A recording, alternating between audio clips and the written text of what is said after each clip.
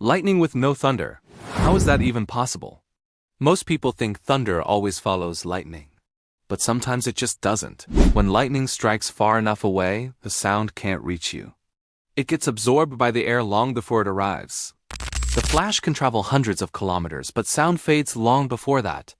So your eyes see the lightning, but your ears hear nothing. This is called heat lightning. Ancient people once thought it was a sign from angry gods. But today, we know the truth. It's just a storm so far away that you're seeing its light without hearing its roar.